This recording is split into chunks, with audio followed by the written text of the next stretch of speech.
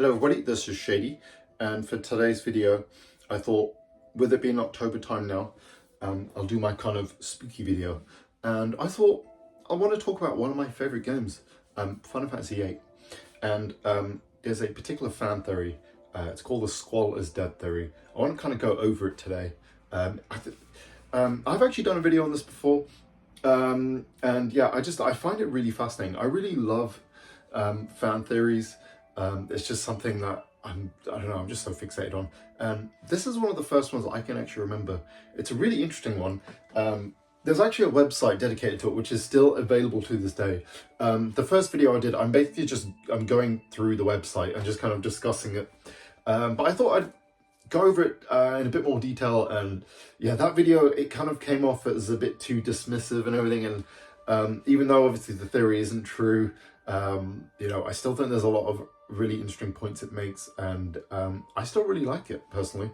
And it's just an interesting interpretation, really, isn't it? It is headcanon, but it's cool headcanon. So first of all, obviously the theory itself. So Squall is Dead, basically it poses the idea that at the end of Disc 1, when you fight a deer on the Delling Parade City parade float, that Squall actually dies when he's struck by the ice shard from a deer, and the rest of the dream until the final cutscene is basically like his kind of like life, like a dream that he's having, similar to if you've ever seen what was the movie called, it's in my head, it's the one Jacob's Ladder.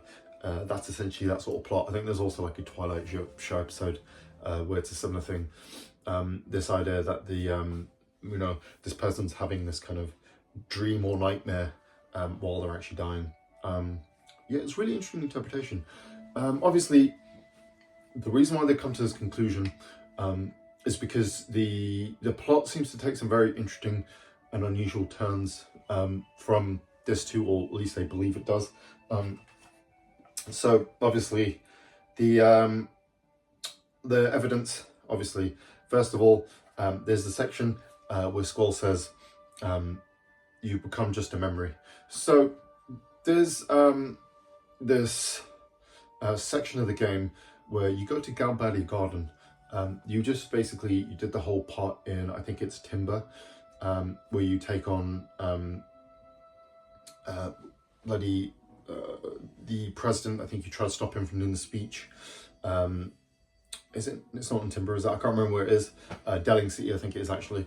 So you go there, you try to stop the communication from going on. Obviously he does that, and then Adia appears, and then Cypher sort of attacks her, gets taken away, and then you basically find out that he's dead, or that Cypher's going to be executed. And then Squall sort of has this internal monologue, which he does a lot, obviously, where he says, you know, I don't just want to be a dream. Is this how they're going to remember me? The reality, yeah, basically the whole point is, you know, he's just kind of, they see this as foreshadowing, like, you know, I don't want to just be a dream. And then, yeah, so that's kind of the first thing. Where is it? Everything doesn't work out the way you want it to. As long as you don't get your hopes up, you can take anything and feel less pain.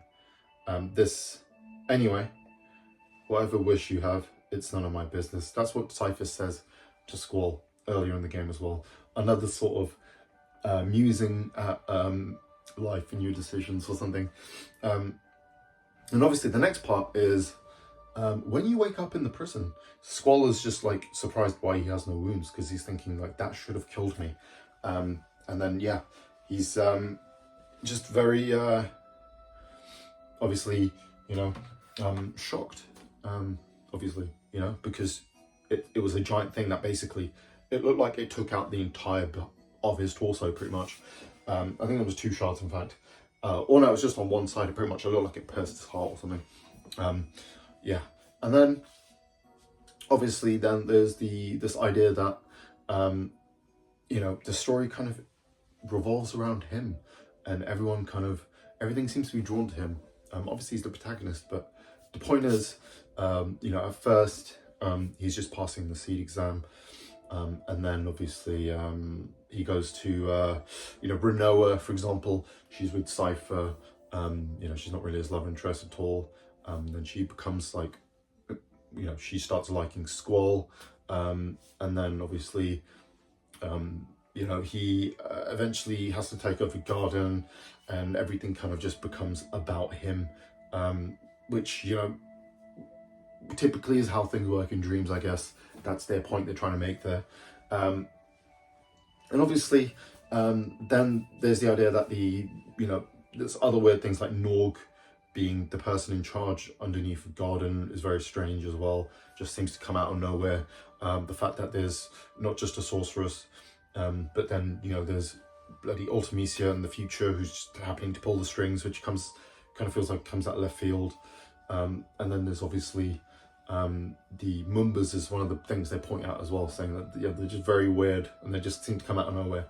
And that's like most of the evidence there, really.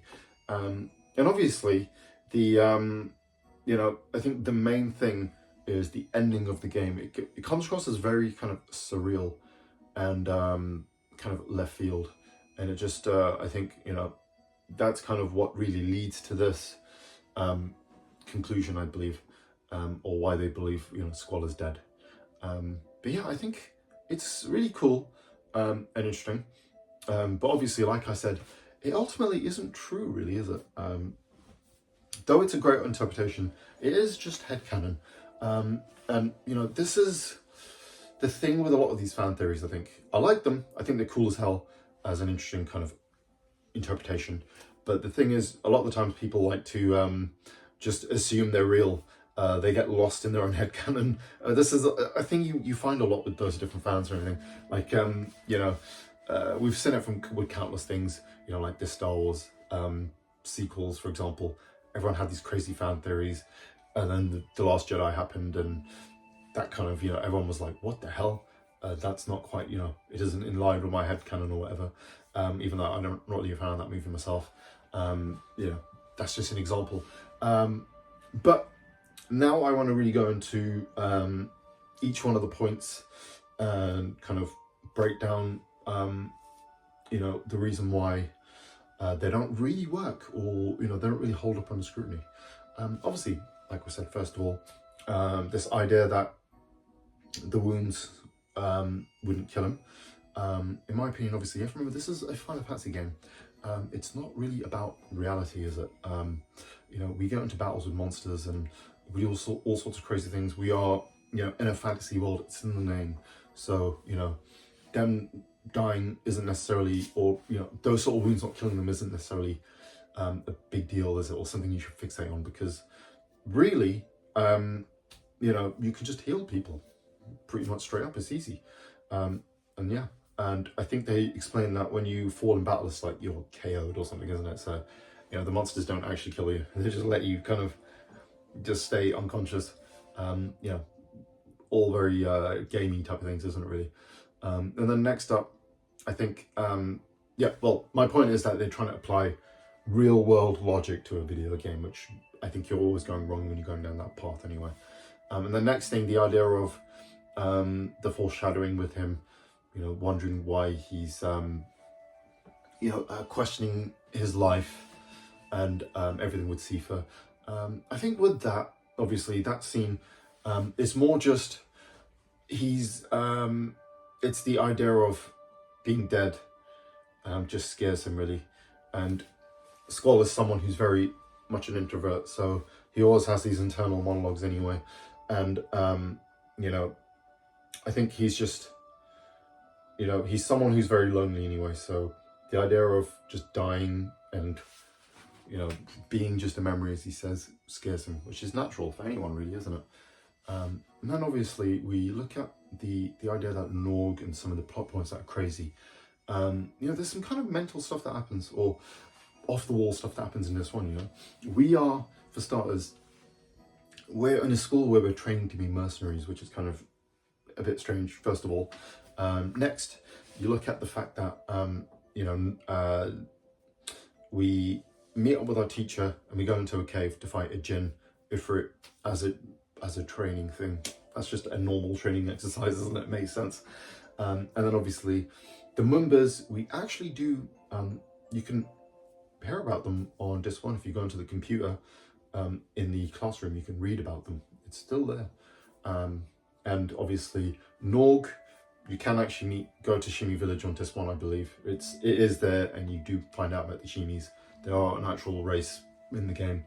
And obviously then you have this whole idea that the story revolves around him as well.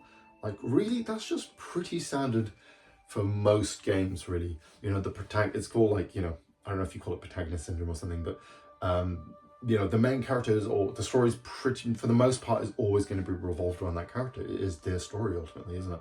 That's the case with basically every Final Fantasy, and it's not really unusual. And then also the idea that, like, you know, with Ultimecia coming out of nowhere, it's not that kind of out of place, really, because she's just like, you know, it's a thing they've done in previous Final Fantasy games. Necron in the following game they did in 9, you know, Yevon in 10, you had X-Death and Exodus in 4 and 5. It's just a pretty standard trope, particularly in Final Fantasy, where you'll just have this villain, the real villain, appear, sort of thing. You know, like Star Wars, for example, because that's very heavily inspired, isn't it? You had the Emperor, who was the real villain the whole time, from like episode 2 and 3 or whatever. Yeah, so it's just a pretty standard thing, you know, kind of a fantasy-ish type of thing. So, but like I said, it's not, I really don't have a problem with the theory itself. And I still think it's really cool. And I love how fans always can come up with really interesting things, you know, and, you know, it's one of the many great fan theories, I think. And, you know, it's just so cool that fans can love a property or something so much that they want to find new ways to appreciate it and look for details, whether they're there or not, who knows, and like come up with cool, interesting ideas. It's part of the joy of being in a fandom. But like I said, the key here is to never let it get to you, or not take it too seriously. That's the real thing, I think, you know. You know, it takes the fun away when you start just believing it to be fact and expecting other people to just take it as fact, you know. I don't even know what point I'm trying to make, but it's a point. But yeah, that's pretty much everything I have to say. Like I said, I did do an older video on this, if you're interested in seeing that. It's just me going through the website and kind of going over it and a couple other fan theories as well. There was a couple other cool ones. There's like I said, about 8. There's the theory with Ultimecia and Renoa. This is a really cool theory. So this one is the idea that because with the sorceress, she kind of they have to pass on their powers, so they can't die until they do that. The idea is that Ultimecia was Renoa the whole time. And the reason why she's doing this time compression is really because she wants to get back to the moment with Squall, because obviously that's a big moment in the game, is about them to, you know, like meet me in this place. It's ultimately a love story. So that, I think that makes that at least kind of goes well with the themes of the game anyway. And I think it's a cool theory. There's also the idea that all of her the bosses you fight in the castle are essentially like mirrors or inverses of all the different summons, and also you can, I think most of them you can draw your summons from as well if you didn't gain them throughout the game, which is kind of cool. Nice little detail. And yeah, that's a really cool one. And then obviously there is the other really awesome fan theory, where I think the Ring of Lucius is actually the Ring of Solomon. So 15 and 8 are kind of connected worlds. I really love that fan theory. I think it's just that's a really cool one, because the description of in Final Fantasy VIII, it says like this is a ring of royal descent from generations ago. So I think so like 15 is actually like the past of Final Fantasy VIII, and it kind of that one really works well because those two worlds are very similar. They're the most kind of like our world, and the improvements in technology also kind of makes sense. Like it seems like a natural progression from going from 15 to 8 world. It's really cool. Yeah, and now I just want to talk about other fan theories of Final Fantasy. There is another brilliant one. Thanks for sticking by the way, and listening to me if you've found this video, by the way. Yeah, this is a really cool one. This is the other connected world theory, which is the 7 and 10 connected world.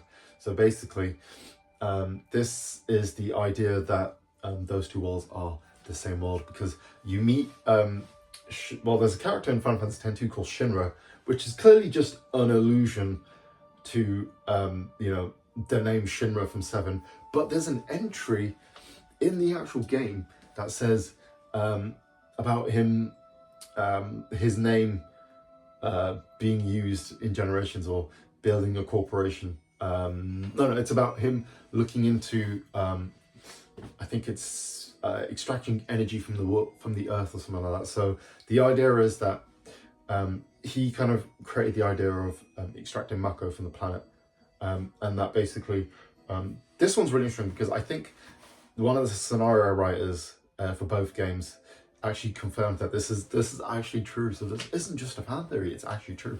So Final Fantasy X's world is in a different place, but those people traveled to the world of 7, and they're the descendants who eventually created the Shinra Corporation, I think. I don't think it 100% lines up because obviously it's not fully thought out, but it's just a really cool theory, I think. It's one that I really love anyway. Yeah, there are many other theories as well. There is this other really cool one. I think it was to do with 15. So it's the idea that I think it's called the Piteous Ruins, which is like kind of the secret area or like secret dungeon in the final game. So I believe this one is, the idea is that Ifrit created this dungeon as a way to, I think it was almost as a shrine for, I can't remember who it is. Is it Etros or one of these goddesses or something that he was in love with, which is a really cool one. I don't think it's fully confirmed, it's just hinted to, so people have kind of made these connections, and that's a really cool theory. Yeah, the Piteous Ruins is insane. It's a really cool dungeon. It's actually, in my opinion, the best dungeon of 15, because it's entirely puzzle and platform based, which is cool. And yeah, it's a brilliant one anyway. And yeah, those are some of the most interesting theories surrounding Final Fantasy anyway. There is another one I want to discuss actually. This one is really cool. This one is involving Final Fantasy VII. I remember reading this one back in the day. I'd be really interested to know if anyone else has heard this or read this. I remember years ago, I just found this on some random website. It might have been Reddit or something, or maybe a Game FAQs or something. Basically, this theory was, basically, it posed the idea that we don't actually see the real Sephiroth until Advent Children, until that final battle. So the idea is that the Sephiroth that we're fighting, I think this is semi-confirmed, is just Jenova taking the form of Sephiroth, because Jenova can absorb cells and kind of transform into different things. And then they basically find all this evidence throughout the game. They go through Professor Gust's, I think his name was, or Geist. They go through all of his sort of logs that you find in the game. When you're in the snowy area, I think it is, there's a big section where you look at, it's to do with Crush's past and how Sephiroth was born and everything. And you see his theories. And I think he was looking at I think it was the Cetra, wasn't it? And then the people who came from the sky, the race that Jenova's a part of. And those people, I think they were capable of transforming, taking the form of the Cetra. And I think that's how they ingratiated with them or something. And then, yeah, basically, so this idea is that Jenova just takes on the form of Sephiroth, and has his consciousness as a part of it, and that we are just following Jenova the whole time. That's why whenever we fight him, I think people refer to him as Jenova-Roth, actually, so I think this is kind of a pretty much confirmed thing for more hardcore fans anyway. So the thing is, we fight Jenova multiple times, don't we? Like, Sephiroth just unleashes these versions of Jenova against us throughout the times we fight him. So that explains why, because, and we will probably, hopefully we see this in Rebirth.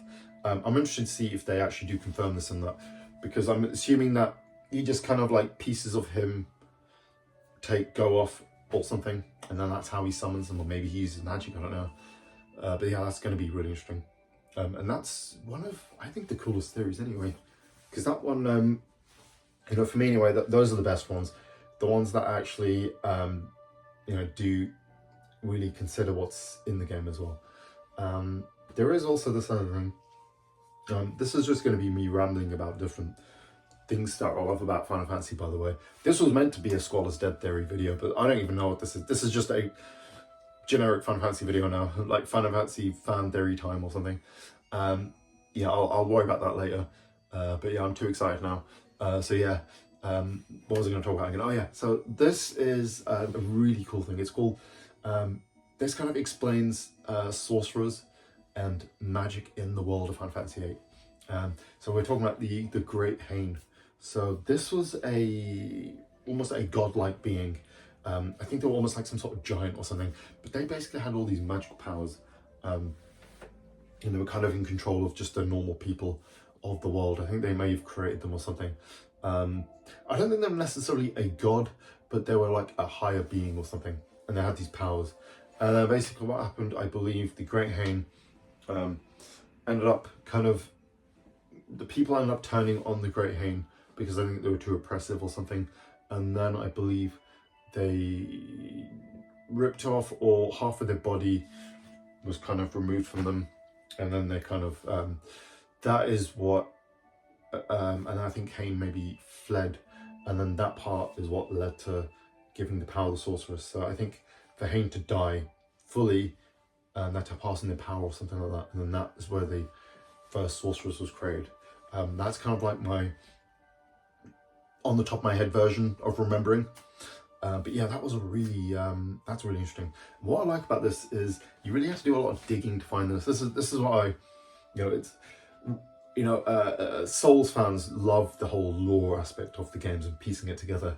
And I really love that Final Fantasy has a lot of that as well. I mean, tons of games have it, obviously, but I just love that aspect of, if you dig in, you're a big enough fan, you want to, you put these things together, and then you come up with these, or you can sort of figure out these kind of lore tidbits and stuff. But that's one of the coolest ones. So I believe you get on the seed boat is where you can hear parts of the story of the Great Hane. I believe there was one of the white seeds are explaining it to some kids or something like that. And then I believe the rest was in the Ultimania for the game, which was all in Japanese, and I think someone did translate it, which was really cool. So that was one really cool thing. In Japan anyway, we've got a couple over here, but they used to release these Ultimanias and Battlemanias. And Battlemanias basically just explained mechanics in terms of the games and hidden secrets and blah blah blah. And the Ultimanias were just an encyclopedia of that particular world. We do have one for 7 Remake over here, and I think maybe we got 1 or 2 other ones, I can't remember. But yeah, that's a really cool theory anyway. And yeah, that's, I was always obsessed with going on like the Final Fantasy wiki and going on all these sites looking at all this stuff. It was like one of the things I used to love doing when I was younger. When I was in my full like love for Final Fantasy sort of thing. Yeah, you can probably see you've got a bit of a collection here in terms of Final Fantasy. So, yeah. But yeah, that's some of the best ones I can think of anyway. I was just, it's one of those series is that there's so much depth, and there's so much sort of, so much story to get into that I really love. One of the best examples, like you look at Final Fantasy 9, I love the fact that when you do like something that goes completely over your head, like I remember it's the final boss, Necron of Final Fantasy 9, is literally the personification of death, and you know, at first it feels like this character just comes out of nowhere and it's like, it's kind of bullshit. But then you realize that this character kind of represents the themes of the game, which is death and, you know, and what life really means.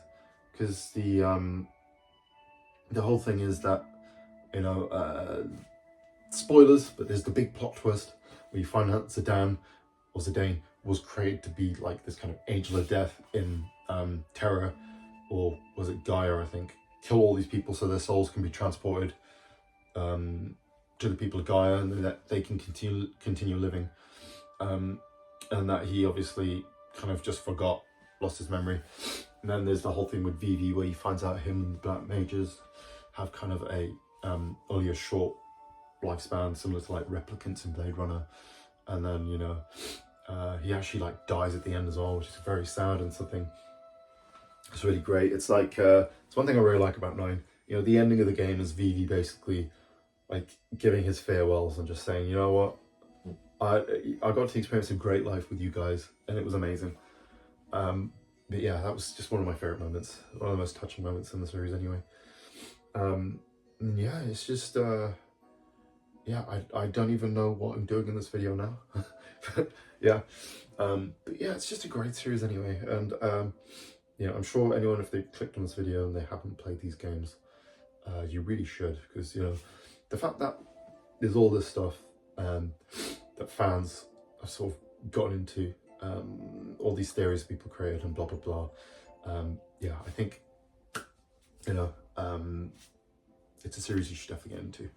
Yeah, if you've played the newer ones like your 16s and your 7 remakes, definitely go back to these old ones because you're gonna have a great experience anyway. So, but yeah, that's pretty much everything I have to say really. I hope you enjoyed this video if you've seen it, and yeah, have a great rest of your day.